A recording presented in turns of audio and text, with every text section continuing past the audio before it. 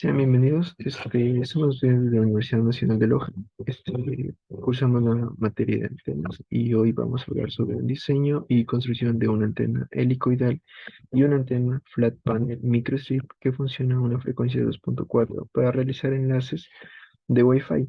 Los autores de este video son Silvana Chinchay, Junior Tene, Dani González y mi persona. Para iniciar con su construcción debemos entender que es una antena helicoidal. Una antena helicoidal es una antena formada por un alambre conductor enrollado en forma espiral y con un plano de tierra similar a los de los monopolos. El elemento reflector aporta una seguridad para la relación delante-atrás. Esta antena es principalmente direccional. Este tipo de antena tiene sus características principales, que son la polarización, la impedancia y la ganancia sobre un rango de frecuencias de banda de ancha, lo que la han convertido en una de las antenas más utilizadas en la actualidad. Una antena helicoidal eh, irradia cuando la circunferencia de la hélice es del orden de una longitud de onda y la radiación a lo largo del eje de la hélice es la más fuerte. La radiación de una antena está polarizada circularmente. Es decir, el campo electromagnético gira del eje de la hélice en dirección del giro de la hélice. Por lo tanto, la radiación está polarizada circularmente en sentido de las agujas del reloj o en el sentido contrario de las agujas del reloj. La antena helicoidal es una forma sencilla de obtener características de alta ganancia y una amplia banda de frecuencia. Se puede implementar a bajo costo y además se aumenta la ganancia ampliando lo que son sus espiras. En cambio, una antena patch es una antena que se usa para procesar señales de frecuencias muy altas. Se suele usar como receptor para los teléfonos móviles o para sistemas de satélite. Entonces, una antena patch consiste en un parche muy fino que se coloca una pequeña fracción de la longitud de onda sobre un plano de tierra. El parche y el plano de tierra son separados por un dieléctrico. Este tipo de antena se caracteriza por por tener su longitud, su anchura y su espesor. Normalmente el parche es de cobre y puede asumir cualquier forma, ya sea cuadrada, rectangular, circular. Los parches están generalmente fotograbados en el sustrato dieléctrico y el sustrato es generalmente no magnético. La permitividad relativa del sustrato es un parámetro importante que se debe considerar al momento de realizar la construcción. Para el buen funcionamiento de la antena se sugiere que se utilice un sustrato dieléctrico grueso que tenga una constante dieléctrica baja. Esto le proporciona una mejor eficacia, un ancho de banda más grande y una mejor radiación. Las antenas tipo patch irradian sobre todo debido a los campos que viajan entre el borde del patch y el plano tierra. Este tipo de antena tiene la ventaja de que no cuesta mucho fabricarla, aunque también tiene el inconveniente de que tiene un ancho de banda limitado. Los materiales para su construcción, en cuanto a la antena helicoidal, se va a utilizar 48 centímetros de tubo PVC de 40 milímetros, de aquel que se utiliza en el desagüe, una tapa de 40 milímetros del PVC o también un tapón para el tubo de PVC. El cable coaxial RG58, un círculo de 40 centímetros de diámetro o una pieza apropiada de aluminio o similar. En nuestro caso utilizamos el galvanizado, cable de cobre esmaltado calibre 14, un conector tipo N, hembra y macho. En cuanto a la antena patch microstrip, lo que se va a utilizar es una placa de fibra de vidrio de doble cara o también conocida como FR4, el ácido férrico, papel contact o cinta aislante, el conector hembra SMA, el cable coaxial RG58 con una impedancia de 50 ohmios, un chasis de acrílico para colocar nuestra antena.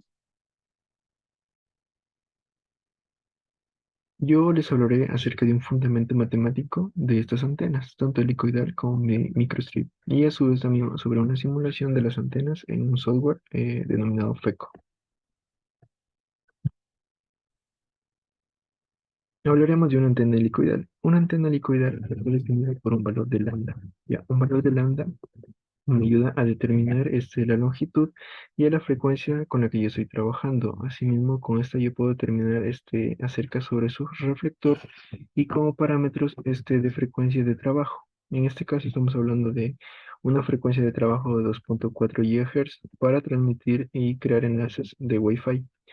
Lo primero que se hace para una antena helicoidal es hallar el valor de lambda. El valor de lambda está dado sobre la frecuencia de luz, de la velocidad de la luz sobre la frecuencia. Eso quiere decir que vamos a dividir el valor de 3 por 10 octavos dividido por el valor de la frecuencia, que en este caso es un valor de frecuencia medio dado de 2439 por 10 a la sexta, dándonos un valor de 12.30. Ya.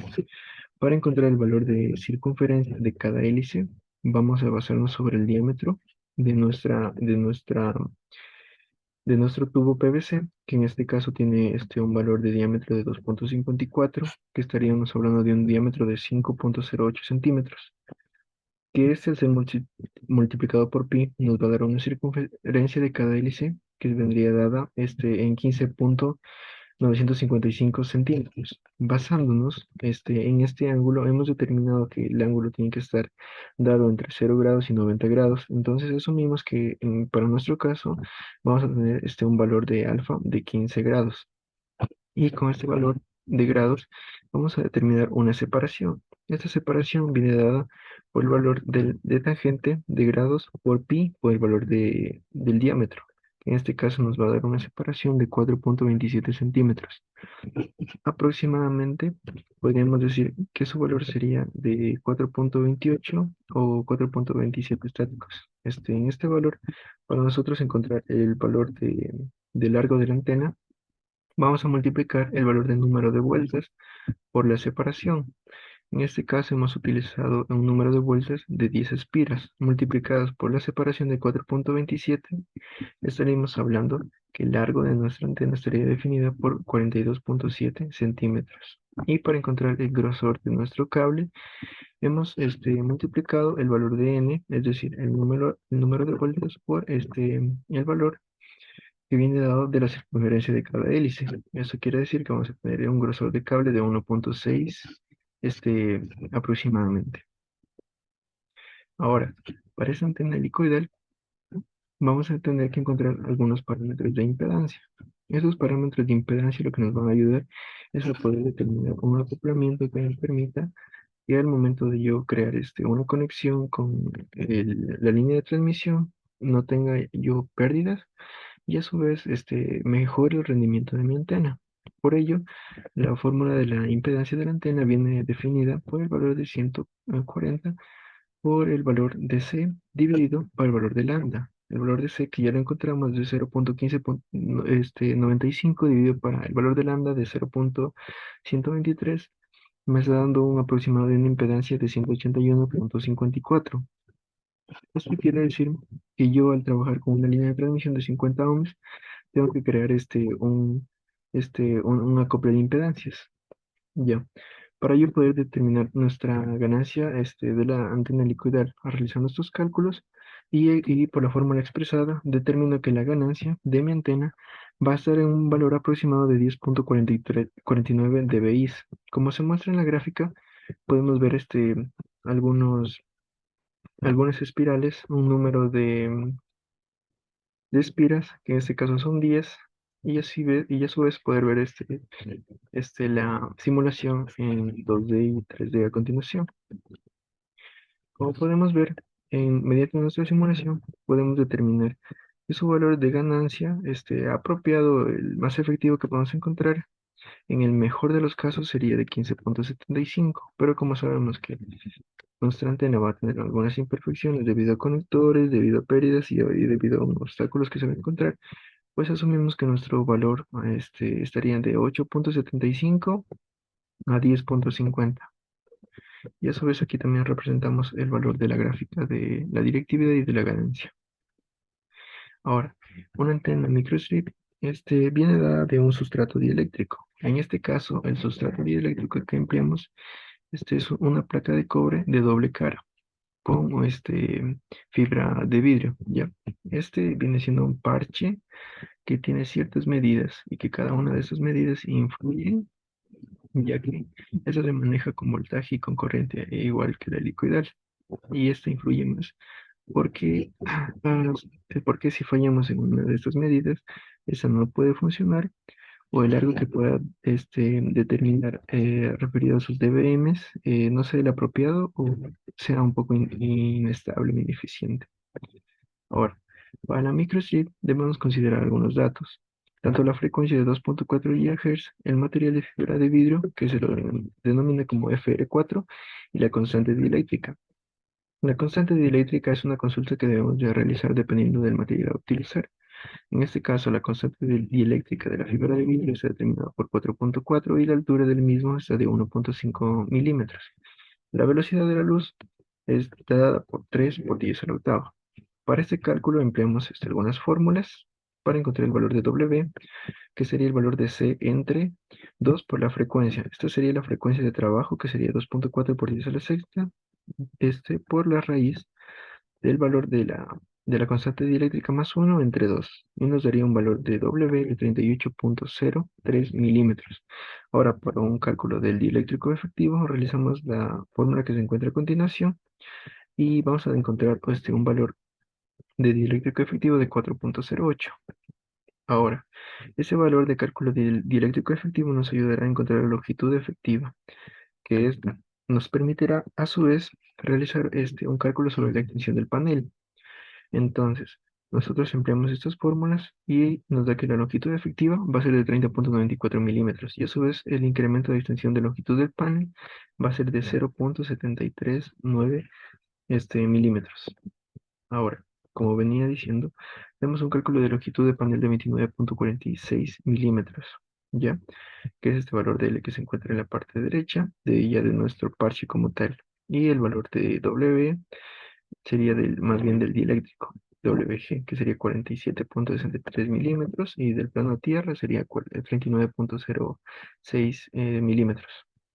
Ahora, para el cálculo de la línea de transmisión, solo aplicamos la fórmula referida al valor de W y el valor de eficiencia y podemos encontrar la línea de transmisión. En este caso está de 6.87 ohms.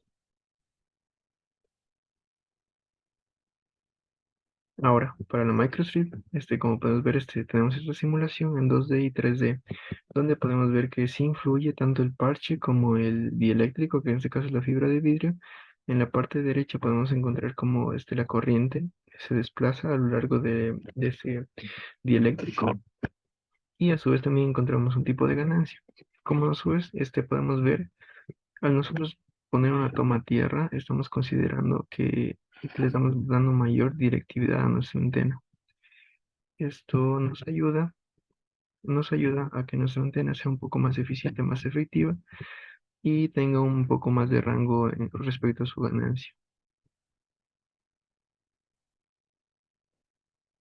Ahora, nosotros para justificar todas esas antenas y saber que están correctamente diseñadas, hemos realizado una investigación con respecto a cómo podríamos nosotros medir esta señal que estamos emitiendo. Y la única solución, o al menos la más accesible que hemos tenido, es medirla en dBms. dBms es es una medida que a nosotros nos permite poder ir viendo la perfección de la señal, si tiende a ser ligera, buena, mínima o perfecta. En este caso, en el mejor de los casos, nuestra antena se encuentra en un valor de menos 25 dBm, es decir, que estamos sobre lo perfecto de la señal y entonces no vamos a tener problemas en el momento de recibir o enviar datos, ya sea de imágenes, video, mensajes, cualquier tipo de paquete se va a enviar sin ningún problema y el tiempo va a ser en milisegundos y va a ser extremadamente rápido. Ahora, ¿cómo yo defino estos intervalos? Se dice que los intervalos de menos 50 a menos 70 son considerables o se tienden a decir que es un valor medio o regular. Si yo lo considero de -50 a 0 dBm, lo considero como una buena señal que yo tengo referente a mi antena, ¿ya? Y de -70 para -110 dBm es ineficiente o inestable o incluso inaccesible a conexión. Como podemos ver, aquí tenemos algunas gráficas. Esta gráfica nos muestra más o menos un valor de -45, -35 dBm. Eso quiere decir que nuestra, nuestra antena como tal es muy eficiente y superior a las que se encuentran a su alrededor. Y en la gráfica del centro podemos determinar la que tiene un valor de -79 dBm. Es un poco regular y a su vez es un poco inestable, ¿ya? Pero sí tiene conexión. La de aquí estaríamos hablando de una distancia aproximada de unos 200 metros. Y la que tenemos en la parte derecha, ya estaríamos hablando de un valor intermedio. Tiene un poco de latencia y un poco de interferencia debido a de que está compitiendo con algunas redes que se encuentran también este, a su alrededor y por eso generan que no haya una cierta conexión, es un poco fiable. Esto sería por mi parte. Gracias. Bueno, continuando con la parte de lo que es la creación de las antenas, vamos a hablar de la construcción de las antenas helicoidal y microstrip. En este caso vamos a iniciar con el helicoidal. Muy bien. Tenemos un procedimiento del cual ya habíamos hablado de los materiales, qué es lo que vamos a usar y ya. Entonces vamos a iniciar con lo que es hacer la espira eh, de la antena. Ya. ¿Cómo lo hacemos? Habíamos visto unos cálculos que ya habíamos realizado de cuántas espiras tenemos que realizar, a qué medida o a qué distancia la tenemos que separar cada espira de la otra. Ya. Eso es un primer punto. Y nosotros lo fijamos con cinta, pero ustedes pueden utilizar, no sé, silicón, que sería otro aislante que no perjudicaría nada a lo que es la ganancia de la antena, ni a la transmisión, ni alcance de de la señal. Tenemos un reflector que es de un material fácil también de conseguir, que es un galvanizado, se puede conseguir en alguna tienda de hierros o de latones. Por ejemplo, puede también ser aluminio o cobre. Dependería mucho de esa manera el costo a su bolsillo. Ya. Y lo que hicimos es al reflector hacerle dos cosas. Adaptarle una madera en la parte de atrás que nos va a servir como soporte. Otra es ponerle el soporte hacia el tubo que es en la parte frontal y lo hicimos empernando. En este caso estamos realizando los agujeros en la parte derecha para poder pasar los pernos y fijarlo directamente con la madera que está en la parte izquierda, en la imagen de la parte izquierda.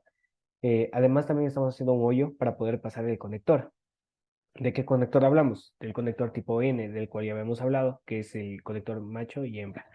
Y tenemos que poner la puesta a tierra sobre el reflector y que cruce hacia el otro lado para poder conectar en la otra toma que está conectada hacia el cable RG58 para poderlo asimismo con su conector SMA llevarlo al router. Ya. En esta parte se me aprecia que estamos realizando la verificación del cable, si no, si cómo está ponchado, si está muy bien o no, tiene cortocircuito o lo que sería en este caso, no tiene continuidad. Ya. Y de tal manera que, bueno, nosotros también le hemos puesto un ángulo de una antena reciclada, entonces eso es por añadidura para poder tener un soporte mejor. El cable nos caería de tal manera como está en la imagen de la parte derecha. Las antenas, la antena en sí terminada, finalizada, nos queda de esta manera. Nosotros estéticamente no está muy bien, pero el- tenemos la parte de lo que está, sus espiras, que son solo 10 espiras que en los cálculos había botado, el tubo PVC que está solo su medida de unos 45 o 46 centímetros aproximadamente, el reflector sí era un reflector súper pequeño, pero en cambio nosotros decidimos ponerle un reflector un poco más grande, de un diámetro de 40 centímetros. En- ¿Y por qué dirán por qué lo pusimos más grande? El tema es que solo lo único es que va a reflejar la señal, que no va a decir vamos a tener más ganancia o algo por el estilo de esa manera. No, solo lo que hace es reflejar la señal sea recibida a esa antena. Listo. Bueno, ahora tenemos lo que es la construcción de las antenas. Ahora vamos a ver lo que es de la microstrip.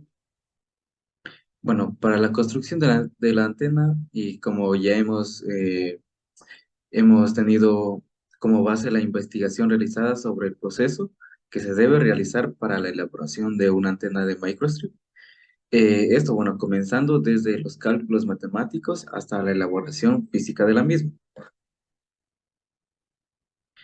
Entonces, tenemos el procedimiento.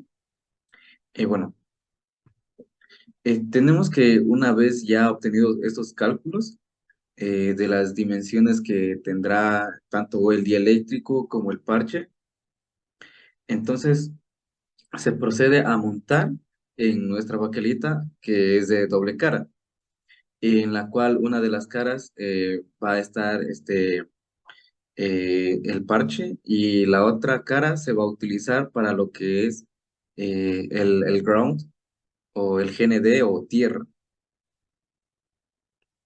Entonces, ya una vez hecho esto, seguido a este montaje del diseño de la antena de la microstrip, en esta baquelita, lo que se procede es a quemar eh, utilizando un ácido. Ese ácido se llama percloruro. Bueno, básicamente lo que hace este ácido es limpiar el exceso de cobre que ya no se va a utilizar en nuestra placa. Ahí podemos ver en la figura cómo lo estamos, eh, eh, cómo estamos utilizando este ácido para quitar el exceso de cobre. Bueno, una vez ya que el ácido haya cumplido su función, haya limpiado todo ese excedente de cobre, lo que hacemos es limpiar para seguidamente soldar un conector. Bueno, para este conector se utiliza un conector SMA. Estos son necesarios para poder hacer que soldar y que se conecte la antena para poder utilizarla. Aquí en esta gráfica estamos mostrando cómo la hemos soldado. Básicamente debe ir conectado a la fuente y en la parte de atrás, que es lo que es la tierra. Y básicamente nos quedaría así ya montada en un chasis para ya poder utilizar nuestra antena de microstrip. Bueno, la antena de microstrip básicamente se utiliza para frecuencias de 2.4 y esta es para 802.11, que básicamente es una antena Wi-Fi. Vamos con los resultados obtenidos.